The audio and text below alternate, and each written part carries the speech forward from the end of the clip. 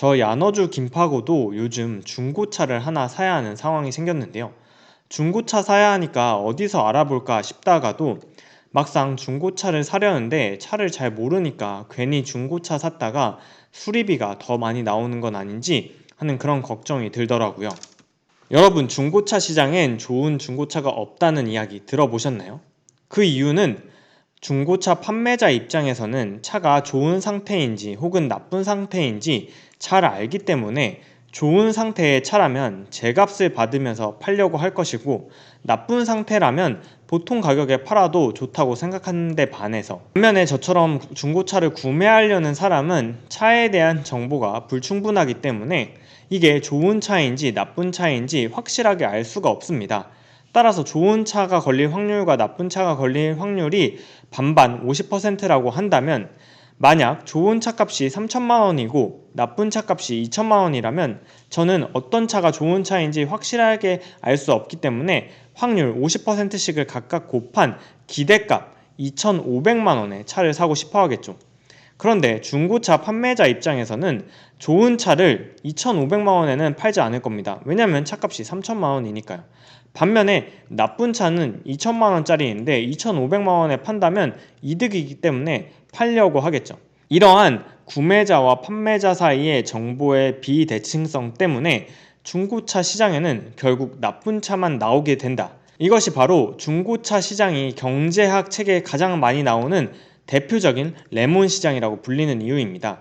즉, 겉은 멀쩡한데 내부는 문제가 많은 차가 많은 시장인 중고차 시장을 겉은 달콤하게 생겼지만 시큼한 맛을 내는 레몬에 빗대서 레몬 시장이라고 부르죠. 이렇게 중고차 시장이 레몬 시장이라고 부르게 된 이유는 바로 노벨 경제학상을 수상한 미국의 경제학자 조지 에컬로프가 1970년에 The Market for Lemon이라는 이론을 발표하면서 중고차 시장을 레몬 시장에 비유했기 때문입니다. 이러한 레몬 시장에서는 늘 정보의 비대칭으로 인해서 경제 주체들이 합리적인 선택을 하지 못하고 오히려 소비자처럼 오히려 피해를 보는 선택을 하는 역선택을 하게 된다가 바로 정보의 비대칭에 의한 역선택 문제인데요. 오늘 소개해드릴 공모주는 바로 이러한 중고차 시장에서 인증 중고차 플랫폼으로서 이커머스 시장을 새롭게 주도하고 있는 K카에 관한 이야기입니다. 안녕하세요. 주식유치원 야너주의 김파고입니다. 오늘은 중고차 시장의 역선택 문제를 직영이라는 모델과 이커머스라는 패러다임의 전환을 통해서 해결하며 성장하는 K카에 대해서 공모주 청약 분석을 해보도록 하겠습니다. K카는 중고차 시장의 문제를 해결하는 기업인데요. 중고차 시장은 한 번이라도 그 구매를 경험한 분들이 있다면 바로 중고차의 허위 매물 혹은 강매, 폭행 피해 사례가 얼마나 많은지 한 번은 들어보셨을 겁니다. 올해 5월에도 그러한 이슈가 크게 이슈화됐는데요. 중고차 시장은 정보의 비대칭성이 심한 레몬 시장입니다. 따라서 소비자들은 비싼 신차보다 중고차를 사고 싶기는 한데 이러한 불신과 불만으로 인해서 구조적으로 쉽게 결정을 내리지 못하는 문제들이 늘 존재해왔고, 소비자 여론조사에 따르면 소비자의 80%가 중고차 시장이 불투명하다고 인식하고 있었는데요. 이러한 불신으로 인해서 중고차 시장은 특히나 이커머스의 침투율이 낮은 시장이었습니다. 2019년 조사에 따르면 중고차 시장의 이커머스 침투율은 1%였는데요. 이렇게 낮은 침투율에도 불구하고 소비자의 45%는 이커머스, 즉 온라인을 통해서 중고차를 구매할 의향이 있다는 소비자 조사 결과가 나오기도 했죠. 이러한 중고차 시장의 문제의식을 바탕으로 바로 직영 중고차라는 본인들이 매입해서 중고차를 진단한 뒤 판매하는 인증 서비스와 낮은 침투율인 온라인 시장에 이커머스에 진출을 함으로 인해서 이 중고차 시장의 패러다임을 변화시키려는 업체가 바로 K카입니다. K카는 2021년 상반기 기준으로 이커머스 매출액이 전체 매출액의 41%를 차지할 정도로 그 점유율이 매우 올라가면서 중고차를 온라인으로 판매하는 전체 시장 대비 80%가 넘는 점유율을 차지하고 있는데요. 저도 최근에 차가 필요해져서 중고차를 알아보고 있는데요. SK엔카, KB 차차차는 제가 차에 대해서 잘 모르니까 혹시 차를 샀을 때 잘못된 차면 어떨까 하는 걱정이 들어서 아무래도 K카가 조금 더 믿음이 가더라고요. 그렇다면 이러한 K카 공모 개요는 어떨까요? 자, K카의 공모가 확정은 내일인 29일 수요일 기관의 수요 예측 결과가 공시되며 결정될 예정입니다.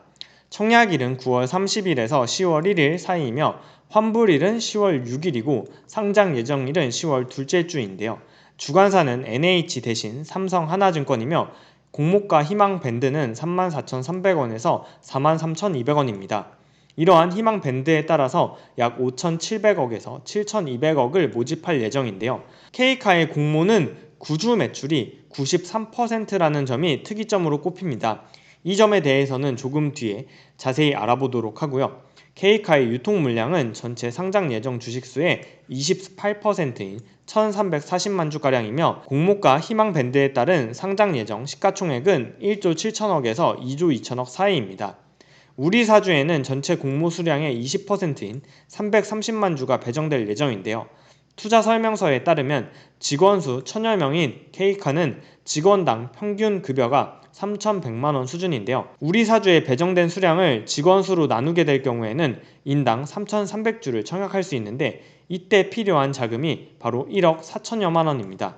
따라서 우리 사주에 대한 미달분이 나올 가능성도 있다고 판단할 수 있겠습니다. K카 공모 개요에서 다른 공모주들과 다른 특이점 두 가지는 먼저 첫 번째, 수요 예측을 이틀 동안이 아니라 무려 2주나 실시했다는 점입니다. 수요 예측이 9월 13일부터 오늘 9월 28일까지 진행됐는데요. 그 이유는 바로 해외 기관 투자자들을 대상으로 오랫동안 수요 예측을 진행했기 때문입니다. 언론 보도에 따르면 중고차 플랫폼이 국내의 기관 투자자보다 해외 기관 투자자들에게 더 높은 관심을 받을 것이라고 보고 이러한 수요 예측 일정을 길게 잡았다고 합니다. K카 공모 개요 중에 두 번째로 주목할 점은 바로 구주 매출의 비율이 무려 93%라는 점입니다. 이번에 공모하는 1,600만 주 가량 중에서 구주 매출이 무려 93%인 1,560만 주를 구주 매출로 하는데요. 이렇게 구주 매출이 많은 이유는 바로 K카가 사모펀드인 한행컴퍼니가 인수한 회사이기 때문입니다. 한행컴퍼니는 SK엔카의 직영 중고차 사업 부문을 2017년 11월에 계약을 통해 사업 양수도 계약을 체결하고 2018년 4월 양수도 절차를 최종 완료하면서 최종적으로 인수하게 되었죠.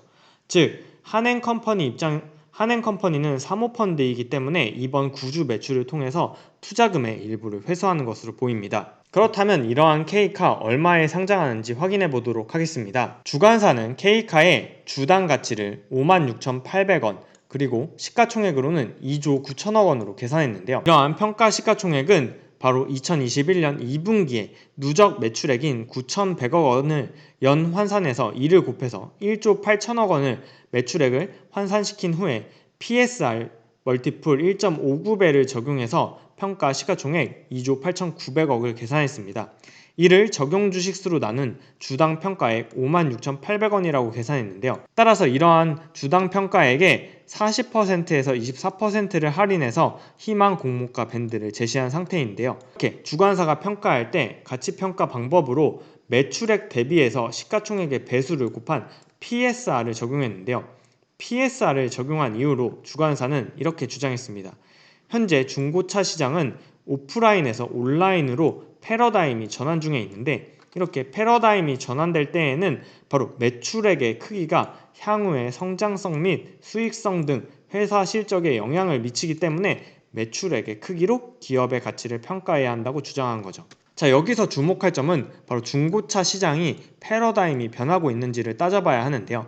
투자 설명서에 따르면 현재 중고차 온라인 매매 시장은 2015년 4,000대에 불과했지만 2020년에 4만 대를 돌파하면서 연평균 50%가 넘게 성장했고 특히 K카 역시 산업 트렌드 변화에 잘 대응해서 최근 3, 4업년도 동안 온라인 중고차 매출이 연평균 60% 성장했다고 밝히고 있습니다. 중고차 시장의 패러다임 변화 두 번째는 이전까지는 중고차가 개인과 개인 간의 거래인 C2C 거래가 많았는데요.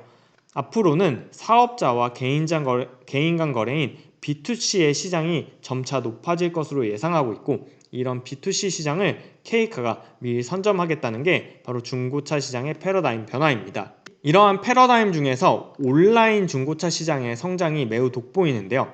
2015년 4,000대밖에 팔리지 않았던 온라인 중고차 시장은 2020년에 4만 대가 팔리며 연평균 60%가량 성장했고, 또한 2020년부터 2025년까지 연평균 46%의 성장을 기대한다고 투자 설명서에서 밝혔습니다. 보시는 표에 가장 위에 부분이 전체 중고차 시장인데요. 전체 중고차 시장은 2021년부터 2025년까지 크게 성장을 하지 않습니다.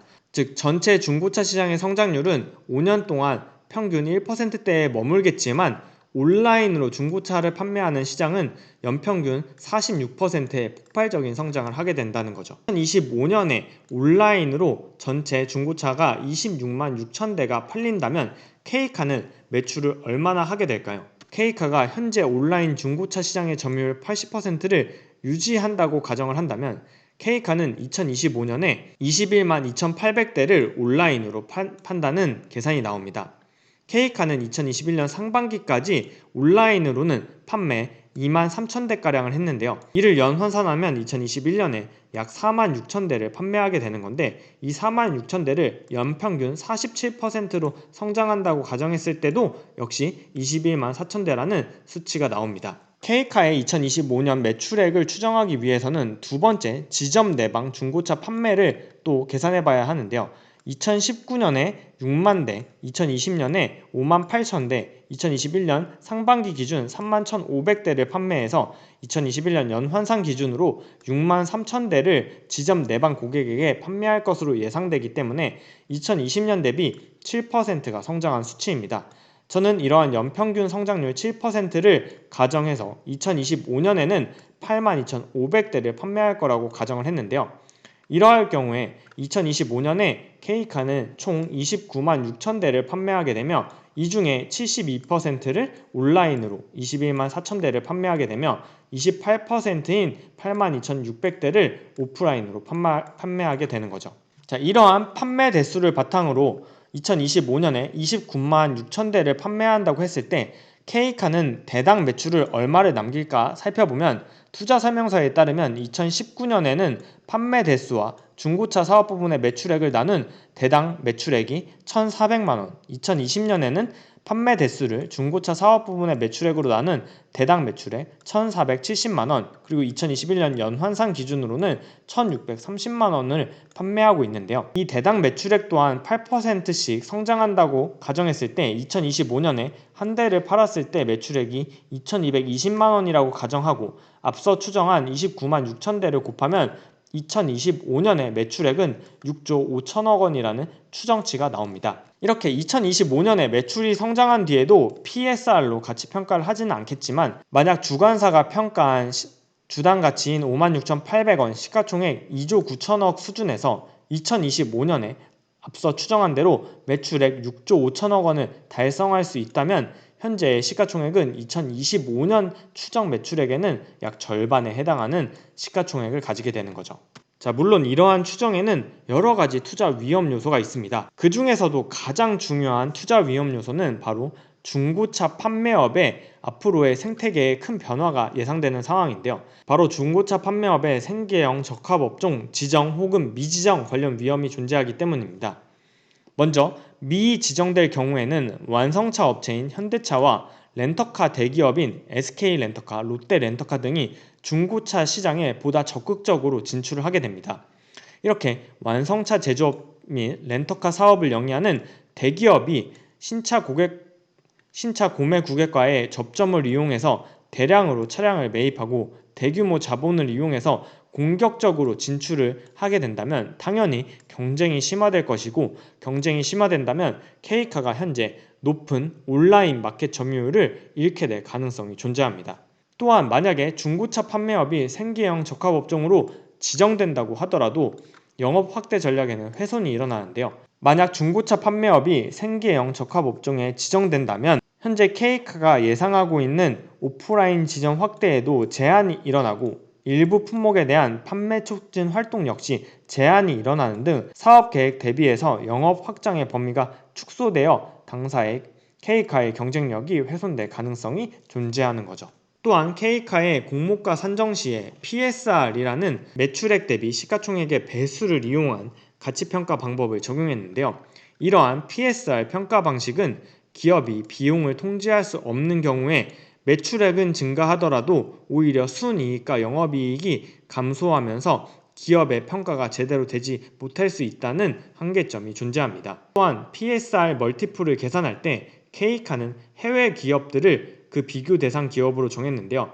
그 중에서도 바로 카바나가 PSR 수치가 5가 넘으면서 전체 PSR 비율을 끌어올려 주었습니다.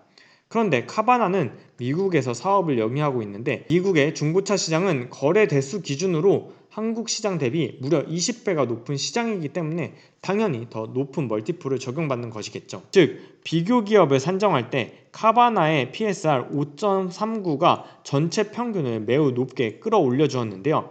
이러한 카바나는 한국 시장보다 20배가 큰 미국 시장의 점유율 1등 업체라는 점을 고려해야 하기 때문에 과연 K카에 이런 카바나의 멀티플을 평균화한 1.6배를 적용하는 게 옳았냐 하는 판단을 내려야 하는 거죠.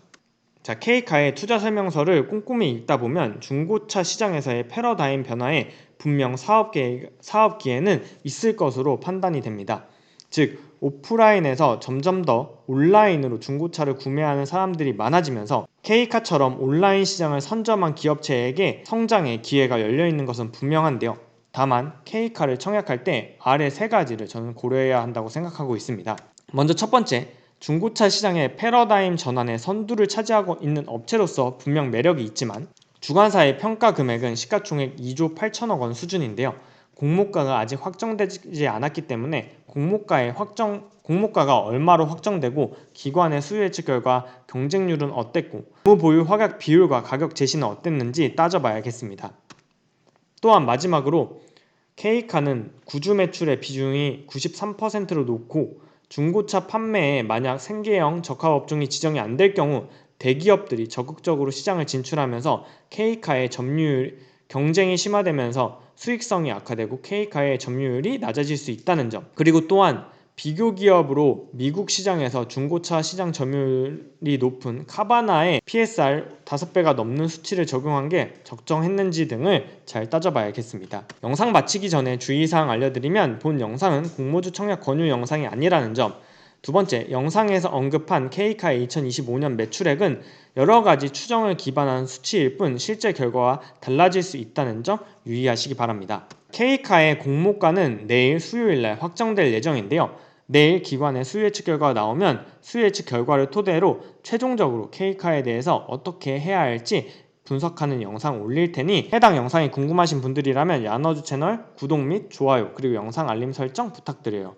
K카 청약이 끝나면 10월 1주차에는 NH 스펙 청약밖에 없고 10월 2주차부터 다시 공모주 청약 일정이 많이 몰리게 되는데요. 이렇게 10월에도 다양한 공모주들이 진행되는데요. 공모주 청약 야너주 김파고와 함께 하시면 감사하겠습니다. 자, 오늘 영상은 여기까지입니다. 오늘도 시청해주신 여러분 감사드리며 저는 다음 영상에서 다시 인사드릴게요. 그럼 다음 영상에서 만나요. 안녕.